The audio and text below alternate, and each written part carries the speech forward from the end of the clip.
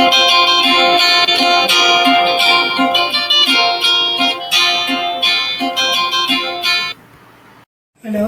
உங்கள் லக்ஷ்மி பேசுகிறேன். நான் இன்றைக்கி உங்களுக்கு மசூர் டால் போட்டு பருப்பு உருண்டை குழம்பு பண்ணி காமிக்க போகிறேன். மசூர் டால்ங்கிறது மைசூர் பருப்புன்னு சொல்லுவேன். அது பண்ணுற விதமும் அதுக்கு உள்ள சாமான்களும் காமிக்கிறேன், வாங்க பார்க்கலாம். மசூர் டால் 1.5 டம்ளர் எடுத்து வச்சுருக்கேன். இந்த டம்ளர் அளவு, இந்த டம்ளரில் 1.5 டம்ளர் எடுத்து வச்சுருக்கேன்.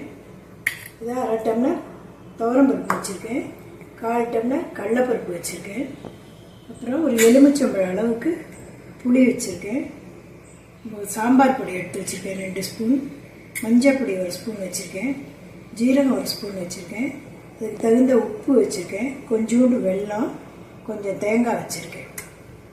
அதுக்கப்புறம் எண்ணெய் தாளிக்கிறதுக்கு எண்ணெய் வச்சுருக்கேன், கடுகு மிளகாய் வச்சுருக்கேன், ஒரு 1/4 ஸ்பூன் வெந்தயம் வச்சுருக்கேன், பெருங்காயம் வச்சுருக்கேன், கருவேப்பிலை வச்சுருக்கேன். இது பருப்பு 3ஐயும் ஊற வச்சு 1 ஹவர். அது ஃபஸ்ட்டு ஸ்டெப்பு. முதல்ல 3 பருப்பையும் ஒன்றா ஊற வச்சு காரத்துக்கு மிளகா போட்டு 1 ஹவர் ஊற வச்சு குறைன்னு அரைச்சி வந்துட்டு பண்ணுற விதம் உங்களுக்கு காமிக்கிறேன். ஃபஸ்ட்டு புளி ஊற வச்சுருக்கேன் இதில். அதுக்கப்புறம் ஊற வச்ச பருப்போட மிளகாயும் போட்டு தண்ணியெல்லாம் வடிச்சிட்டு இதுக்கு தகுந்த அளவு உப்பு போட்டு குறைன்னு அரைச்சி வந்துட்டு பண்ணுற விதம் காமிக்கிறேன். ஊற வச்ச பருப்பெல்லாம் இந்த மாதிரி குறைன்னு அரைச்சி வந்து வச்சுட்டுருக்கேன். இதுக்கு உப்பு போட்டிருக்கேன், அதுக்கு மிளகாயும் போட்டு அரைச்சிருக்கேன். இதுக்கு மஞ்சள் பொடி போடுறேன், கொஞ்சோண்டு ஜீரண சக்திக்கு ஜீரகம் போடுறேன், 1 ஸ்பூன் தேங்காய் ஸ்மூத்தாக இருக்கும், இல்லைன்னா கெட்டிமாக இருக்கும், அதுக்கோசரம் கொஞ்சம் தேங்காய் போடுறேன், கருவேப்பிலை கொஞ்சம் போடலாம், பெருங்காயம் கொஞ்சம் போடுறேன்,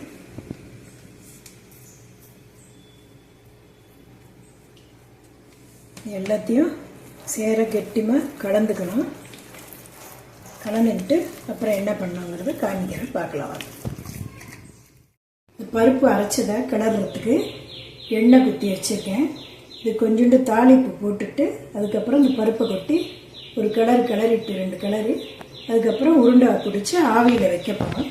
அது பண்ணுறேன் நான். கடுகு போடுறேன், கடுகு வெடிக்கட்டும்.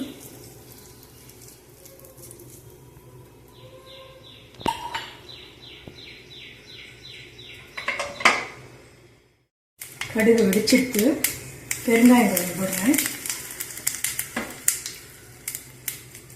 கருவேப்பிலை போடுறேன், இந்த அரைச்ச விழுதை ஊற்றி கொஞ்சம் கிளறிக்கிறேன்.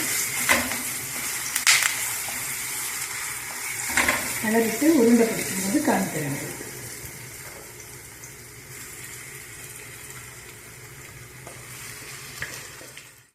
அரைச்சி இது மாதிரி தாளித்து கடறி வச்சுருக்கேன் இந்த பதத்துக்கு, உருட்டுற பதத்துக்கு. அப்புறம் குக்கரில் இட்லி பாத்திரத்தில் தண்ணி வச்சுருக்கேன், ஆவியில் வேக வைக்க. இட்லி தட்டுக்கு எண்ணெய் தொடச்சி வச்சுருக்கேன். இதை கொஞ்சம் ஆறுனதுக்கு அப்புறம் இந்த மாதிரி பெருசாக வேணாலும் ஒட்டிக்கலாம், இல்லை சின்னதாக வேணாலும் ஒட்டிக்கலாம். இந்த மாதிரி உருட்டி ஆவியில் வேக வைக்கணும். அதுக்கப்புறம் குழம்பு பண்ணுறதை காமிக்கிறேன்.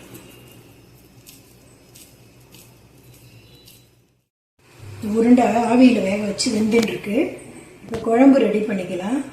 பாண்லி போட்டு 2 ஸ்பூன் எண்ணெய் விட்டுருக்கேன். எண்ணெய் காஞ்சிருக்கு. ஒரு காஞ்ச மிளகா போடுறேன், கடுகு போடுறேன், கொஞ்சம் வெந்தயம் போடுறேன். அந்த கடுகு வெடிக்கட்டும்.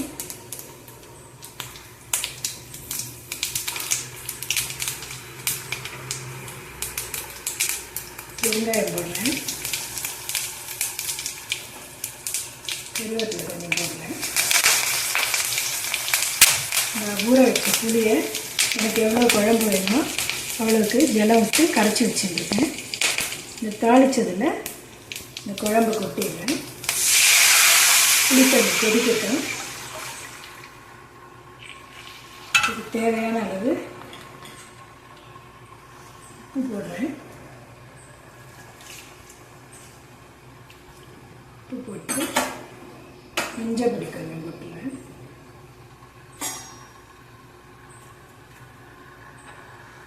கொதிக்கட்டும். அதுக்கப்புறம் குழம்பு பொடி போடலாம். ஒரு கொதி வந்ததுக்கப்புறம் குழம்பு பொடி போடலாம். புளி தண்ணி, மஞ்சப்பொடி, உப்பு எல்லாம் போட்டு கொதிச்சுட்டு இருக்கு. இப்போ இதுக்கு குழம்பு பொடி போடுறேன். நான் எங்கள் குழம்புக்கு 2 ஸ்பூன் பொடி போடுறேன். நான் உங்களுக்கு காரம் எப்படி இருக்குமோ நீங்கள் எப்படி பண்ணுவீங்களோ அது மாதிரி போட்டுக்கோங்க. குழம்பு கொதிக்கட்டும். இது கொஞ்சோண்டு டேஸ்ட்டுக்கு துளி வெல்லம் போடுறேன். குழம்பு கொதிக்கட்டும். அதுக்கப்புறம் உருண்டை வெந்தது இதில் எடுத்து போடலாம். உருண்டை அது மாதிரி நல்லா கெட்டிமாக வெந்தெடுத்து குழம்பு இந்த அளவுக்கு தண்ணியாக தான் கொதிக்கணும். அப்போ தான் இந்த உருண்டை போடும்போது அது எல்லாத்தையும் இழுத்துக்கும். குழம்பு கொதிச்செடுத்து இப்போ இந்த உருண்டையை போட்டுறேன். ஒரு கொதி வந்ததுக்கப்புறம் லாஸ்ட்டில் இறக்குற டைமில் இந்த தேங்காய் மிக்ஸி அலம்பின தண்ணியிலேயே தேங்காய் 1 ஸ்பூன் அரைச்சி வச்சுட்டுருக்கேன். கெட்டி கொடுக்கும். அதை இதில் குத்திடணும்.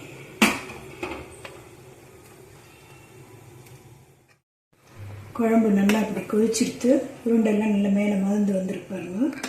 இப்போ தேங்காய் அரைச்சி வச்சுருக்கேங்க. அதை இதில் குத்திடலாம். குத்திட்டு ரொம்ப கொதிக்கக்கூடாது. ஒரே ஒரு கொதி வரும்போது அதை அணைச்சிடலாம். இப்படி தான் இருக்கும் உங்களுக்கு குழம்பு. நீங்களும் குழம்பு பண்ணி பாருங்கள். பருப்பு உருண்டை குழம்பு உங்களுக்கு பிடிச்சிருந்தா ஷேர் பண்ணுங்கள், கமெண்ட்ஸ் பண்ணுங்கள். மறுபடியும் வேறு ஒரு வீடியோவில் உங்களை பார்க்கலாம்.